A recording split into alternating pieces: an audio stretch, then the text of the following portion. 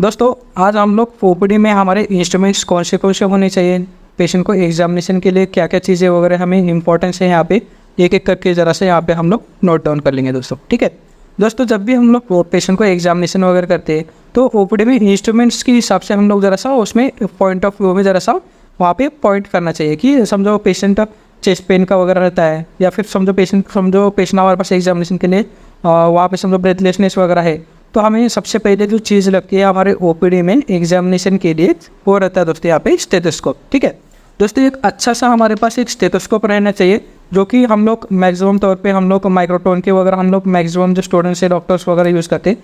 लेकिन दोस्तों ज़रा सा यहाँ पे माइक्रोटोन के अलावा ज़रा सा और भी अच्छे अच्छे स्टेथोस्कोप वगैरह है, जैसे लिटमन का स्टेथोस्कोप वगैरह हम लोगों को ज़रा से यहाँ पे यूज़ वगैरह करना चाहिए। जैसे हम लोग बहुत ज़्यादा ब्रांडेड मोबाइल्स वगैरह यूज़ करते हैं, तो ज़रा से यहाँ पे एक स्टेथोस्कोप भी ज़रा से एक ब्रांडेड ले लीजिए, क्योंकि हमारी जो लाइफ टाइम अचीवमेंट है, लाइफ टाइम जो हम लोग जिस पे हम लोग अर्न करने वाले हैं, वो ज़रा सा हम लोग यहाँ पे स्टेथोस्कोप पे ज़रा सा इसलिए इन्वेस्ट करना चाहिए, क्योंकि प्रॉपर तरीके से ऑस्कल्टेशन साउंड्स वगैरह प्रॉपर बहुत अच्छी तरह से फाइन साउंड्स यहाँ पे ऐसे लिटमन स्टेथोस्कोप से वगैरह आते हैं दोस्तों। ठीक है, सबसे मेन चीज़ है यहाँ पे स्टेथोस्कोप। ठीक है, बाद में आता है दोस्तों यहाँ पे हमारा ये ब्लड प्रेशर मॉनिटरिंग के लिए जो स्पिग्मोमैनोमीटर वगैरह है। ठीक है, स्पिग्मोमैनोमीटर सबसे ज़्यादा से यहाँ पे बाद में जो आता है स्पिग्मोमैनोमीटर, जैसे कि हम लोग यहाँ पे ब्लड प्रेशर वगैरह मेजरमेंट वगैरह करते हैं दोस्तों यहाँ पे। ठीक है, इससे जैसा पेशेंट को जैसा बीपी कैसे मेजरमेंट वगैरह करते हैं, ये सब चीज़ें भी हम लोग धीरे धीरे अगले लेक्चर्स में वगैरह देखेंगे। लेकिन यहाँ पे ब्लड प्रेशर मेजरमेंट के लिए ज़रा से हमारे अच्छे तरह से स्पिग्मोमैनोमीटर जो सर्विस का रहता है मर्क्यूरी का अच्छी तरह से लेना चाहिए दोस्तों यहाँ पे। ठीक है, बाद में आता है समझो यहाँ पे एक ओटोस्कोप आता है दोस्तों यहाँ पे। ठीक है, ओटोस्कोप भी हम लोग यहाँ पे ज़रा सा आप लोगों को मैं एक दिखा देता हूँ डेमो। यहाँ पे एक अच्छा तरह से ये ओटोस्कोप है। अभी हाल ही में ओटोस्कोप वगैरह जो है एक डिजिटल कैमरे वाले ओटोस्कोप वगैरह आ रहे, तो हम लोग उसको प्रॉपर एग्जामिनेशन वगैरह ऐसे ओटोस्कोप वगैरह दोस्तों यहाँ पे प्रॉपर एग्जामिनेशन ये वीडियो वगैरह उसमें कैमरा वगैरह मतलब ऐसे अच्छी तरह से कैप्चर वगैरह करते हैं। वहाँ पे हम लोग प्रॉपर तरीके से एग्जामिनेशन वगैरह ऐसे ओटोस्कोप कैमरे से वगैरह करते हैं। बाद में हम लोग यहाँ पे जैसे कि लैपटॉप पे वगैरह जैसा ऐसा उसको अटैच वगैरह कर सकते हैं दोस्तों यहाँ पे। ठीक है, यहाँ पे ओटोस्कोप इसलिए डिजिटल ओटोस्कोप जिसको कैमरा वगैरह रहता है वो प्रॉपर तरीके से हमारे मिडल ईयर वगैरह या फिर वहाँ पे हमारा जो टिम्पेनिक मेम्ब्रेन वगैरह प्रॉपर तरीके से एग्जामिन वगैरह हम लोग वहाँ पे कर सकते हैं दोस्तों यहाँ पे। ठीक है, बाद में आता है दोस्तों यहाँ पे एक रहता है हमारा जो है कि जो आप टेम्परेचर वगैरह मेजरमेंट करते हैं हम लोग यहाँ पे, इसलिए थर्मामीटर वगैरह डिजिटल थर्मामीटर या फिर मर्क्यूरी वाला ये भी आप वहाँ पे ओपीडी में ये सब चीज़ें हमारे रहनी चाहिए दोस्तों यहाँ पे। ठीक है, बाद में आता है दोस्तों यहाँ पे ओटोस्कोप हो गया, ये थर्मामीटर हो गया। सबसे जो मेन चीज़ रहती है ये पेन टॉर्च रहना चाहिए हमारे पास। ठीक है दोस्तों, यहाँ पे जो पेन टॉर्च है कई बार हम लोग टॉर्च मतलब पेशेंट को सिर्फ जो रेगुलर यूज़ में रहते हैं वो टॉर्च यूज़ करते हैं, लेकिन यहाँ पे दोस्तों ओपीडी में जो रहता है सबसे मेन चीज़ रहता है पेन टॉर्च रहता है यहाँ पे। ठीक है, तो पेन टॉर्च रहता है ना दोस्तों इस साइज़ का रहता है, प्रॉपर तरीके से हम लोग पेशेंट को टंग एग्जामिनेशन के लिए, इसी के साथ साथ पेशेंट को जब हम लोग नोज़ एग्जामिनेशन, ईयर एग्जामिनेशन, ये सब चीज़ें वगैरह, थ्रोट एग्जामिनेशन प्रॉपर तरीके से, या फिर वहाँ पे प्यूपिल एग्जामिनेशन वगैरह तो प्यूपिल डायलेटेड है या फिर कॉन्स्ट्रिक्टेड है, ये सब चीज़ें वगैरह यहाँ पे हम लोग पेन टॉर्च से वगैरह कर सकते हैं दोस्तों यहाँ पे। ठीक है, ये सब चीज़ें ओपीडी में जो चीज़ें रहती है इस लेक्चर्स में आज हम लोग चीज़ें कौन सी यूज़ करना रहता है ये देखेंगे दोस्तों। ठीक है, बाद में इसके हम लोग एक एक करके डिटेल में जो एक जो इंस्ट्रूमेंट है ना, डिटेल में एक एक इसका उसका यूज़ कैसे करना है, उसके मतलब हमारे एग्जामिनेशन में उसका पॉइंट ऑफ व्यू कैसा होना चाहिए, ये सब चीज़ें वगैरह हम लोग यहाँ पे धीरे धीरे एक एक करके वहाँ पे देखेंगे दोस्तों यहाँ पे। ठीक है, इस लेक्चर्स में सिर्फ आज हम लोग इंस्ट्रूमेंट्स ओपीडी में हमारे कौन से होने चाहिए, हमारे ओपीडी कैसी सेट होनी चाहिए, ये सब चीज़ें हम लोग यहाँ पे देखेंगे दोस्तों यहाँ पे। ठीक है, इसी के साथ साथ ये पेन टॉर्च के बाद में हमारे पास रहना चाहिए जो क्लिनिकल हैमर है। ठीक है, क्लिनिकल हैमर भी पेशेंट जो हमारे जो पैरालिसिस के वगैरह पेशेंट कई बार आते हैं उसको प्रॉपर तरीके से, या फिर वहाँ पे पेशेंट हम लोग कई बार जर्क वगैरह रहता है, तो ऐसे पेशेंट में हमारे जो न्यूरोलॉजिकल एग्जामिनेशंस वगैरह है ये सब चीज़ें वगैरह वहाँ पे क्लिनिकल हैमर से हम लोग यहाँ पे यूज़ कर सकते हैं दोस्तों। ठीक है, बाद में आता है वेइंग मशीन। वेइंग मशीन भी बहुत ज़्यादा इंपॉर्टेंट है दोस्तों हमारे ओपीडी में, क्योंकि पेशेंट को वेट के हिसाब से समझो बच्चों कई बार पेडियाट्रिक बच्चे वगैरह आते हैं, वहाँ पे डोज के हिसाब से हम लोगों को डोजिंग देनी पड़ती है, या फिर कई बार हेवी वेट आते हैं, कई बार लो पेशेंट का वेट कम रहता है, ऐसे पेशेंट आते हैं, इसलिए वेइंग मशीन भी यहाँ पे इंपॉर्टेंट है दोस्तों यहाँ पे।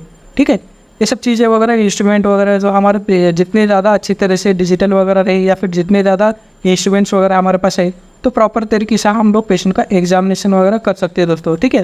प्रॉपर तरीके से हम एग्जामिनेशन करने के बाद हमारा जो प्रोविजनल डायग्नोसिस है वो सब चीज़ें वगैरह सेट होता है दोस्तों यहाँ पे, ठीक है। बाद में आता है पेशेंट का समझो प्रोविजनल डायग्नोसिस बनने के बाद हम लोग ज़रा सा इन्वेस्टिगेट वगैरह करके पेशेंट को कंफर्म डायग्नोसिस वगैरह बना देते हैं। इसलिए हमारे ओपीडी में जितने ज़्यादा इंस्ट्रूमेंट वगैरह हो वो अच्छी तरह से हमारे पेशेंट को थोड़ा सा एग्जामिनेशन के लिए वहाँ पे हेल्प हो जाता है दोस्तों, ठीक है। इसी के साथ साथ लास्ट में रहता है हमारा पेशेंट हमारे ओपीडी में ब्लड शुगर लेवल मेंटेन करने के, ब्लड शुगर लेवल हमारे पेशेंट के देखने के लिए वगैरह जो ग्लूकोमीटर रहता है वो ग्लूकोमीटर भी बहुत ज़्यादा इंपॉर्टेंट रहता है ऐसे केसेस में।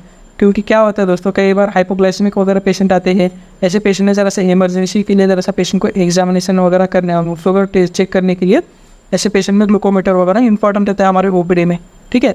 सो कोई सी चीज़ें हमारे ओपीडी में रहनी चाहिए। सबसे पहले आता है दोस्तों स्टेथोस्कोप, दूसरा आता है स्पिग्मा मैनोमीटर जो हम लोग बीपी मेजरमेंट के लिए लेते हैं, दूसरा आता है दोस्तों थर्मामीटर जिससे कि हम लोग पेशेंट को टेम्परेचर वगैरह मेजरमेंट करते हैं। बाद में आता है पेन टॉर्च, ठीक है, पेन टॉर्च भी बहुत ज़्यादा इंपॉर्टेंट है हमारे ओपीडी में, ठीक है। बाद में आता है दोस्तों यहाँ पे ओटोस्कोप वगैरह रेगुलर है तो भी चलेगा, या फिर डिजिटल है वो भी ज़रा सा और अच्छी बात है डिजिटल रहा तो, ठीक है। बाद में आता है दोस्तों यहाँ पे हमारा ग्लूकोमीटर है, ये सब चीज़ें वगैरह हमारे इंस्ट्रूमेंट हमारे ओपीडी में रहने चाहिए दोस्तों यहाँ पे, ठीक है। इसी के साथ साथ समझो हमारे हम लोग जो एग्जामिनेशन वगैरह तो करते हैं ये अच्छी तरह से, इसके साथ साथ जो पल्स ऑक्सीमीटर रह गया है इसमें, ठीक है। यहाँ पे हमारे पास जो पल्स ऑक्सीमीटर है वो अच्छे कंपनी का एक पल्स ऑक्सीमीटर हमारे होना चाहिए। पेशेंट को ऑक्सीजन पल्स रेट वगैरह ये सब चीज़ें वगैरह हम लोग मेजरमेंट करते हैं दोस्तों यहाँ पे, ठीक है। तो सब जो यहाँ पे पल्स ऑक्सीमीटर हुआ तो अच्छी बात है, इससे और अच्छी बात है सब जो मॉनिटर वगैरह तो दोस्तों ज़रा सा और अच्छी बात है क्योंकि वो ज़रा सा एक्यूरेसी अच्छी रहती है मॉनिटर वगैरह में। लेकिन यहाँ पे जो छोटा सा पल्स ऑक्सीमीटर तो हम लोग ओपीडी में रख सकते हैं दोस्तों यहाँ पे, ठीक है। ये सब चीज़ें ज़रा सा हमारे ओपीडी में यहाँ पे रहनी चाहिए, जो हम लोग उसका आगे लेक्चर्स में एक एक करके इंस्ट्रूमेंट्स का जो यूज़ है उसके हिसाब से मतलब वहाँ पे उसका एग्जामिनेशन पॉइंट ऑफ व्यू में उसका इंपॉर्टेंस क्या है ये सब चीज़ें वहाँ पे हम लोग यहाँ पे देखेंगे दोस्तों, ठीक है। जो इसमें एक ओपीडी हमारी कैसी सेट होने चाहिए ज़रा सा ये भी आप देख लीजिए अच्छी तरह से। पेशेंट का ना अच्छी तरह से एग्जामिनेशन करने के लिए एग्जामिनेशन टेबल रहना चाहिए हमारे पास। जो एग्जामिनेशन टेबल आप देख रहे हो यहाँ पे, एग्जामिनेशन टेबल में ज़रा सा कंपार्टमेंट में भी रहना चाहिए। वहाँ पे हम लोग पेशेंट को ड्रेसिंग के लिए वगैरह जो सामान वगैरह है वो भी हम लोग यहाँ पे रख सकते हैं दोस्तों, ठीक है।